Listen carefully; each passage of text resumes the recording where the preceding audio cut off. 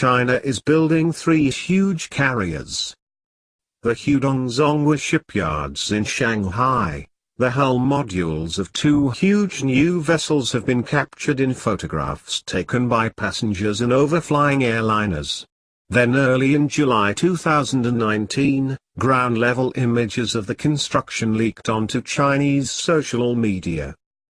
Measuring the length of 2.5 football fields and estimated to displace between 30,000 to 40,000 tons once in the water, the vessels appear to be the first of 3 Type 075 carrier essentially moving naval bases that can carry dozens of helicopters and launch amphibious landing craft.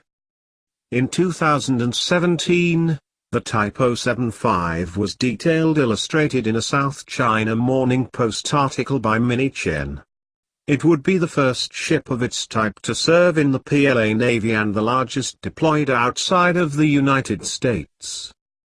The PLA Navy already has commissioned 5 smaller 25,000-ton Type 071 Yuzhao-class amphibious transport ships, with 2 more under construction.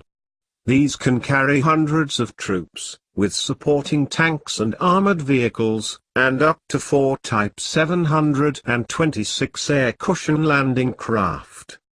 Chinese internet articles furnish the Type 075 will be powered by a 65,000 horsepower diesel engine and has a maximum speed of 22-24 knots.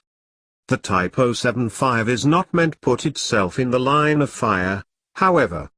It reportedly will be only lightly armed with 2 30mm Gatling-style cannons and 2 short-range HQ-10 missiles launchers for close protection from incoming missiles and aircraft, meaning it would realistically depend on escorting vessels to provide layered air defenses.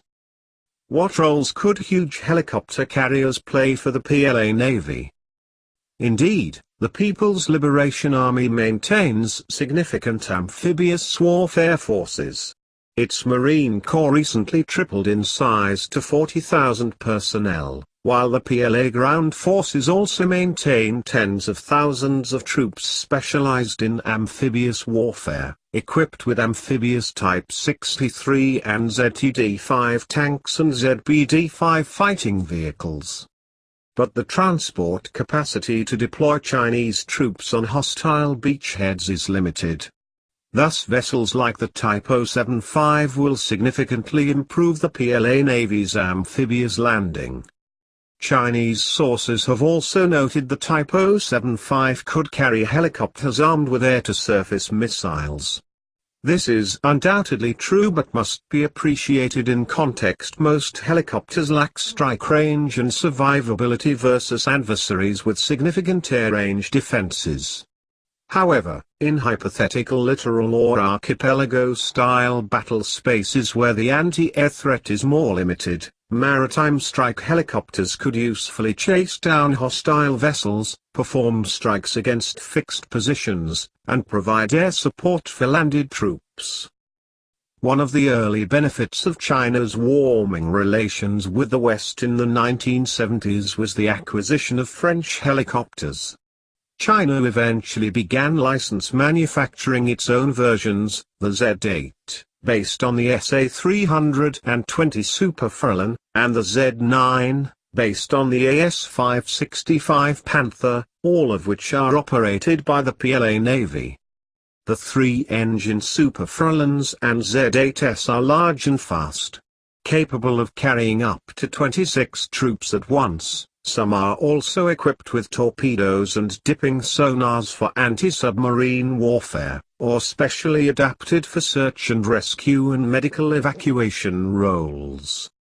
Finally, the PLA Navy also operates 19 bizarre-looking Ka-27 Helix anti-submarine helicopters bought from Russia as well as 9 Ka-31U choppers, distinguished by their contra-rotating rotors.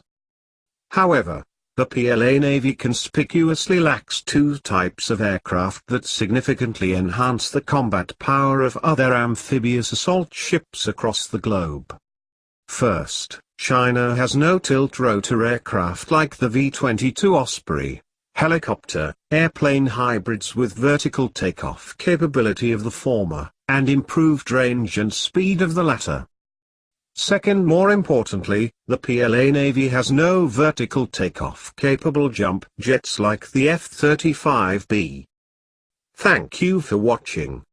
Please like, share, comment, and subscribe.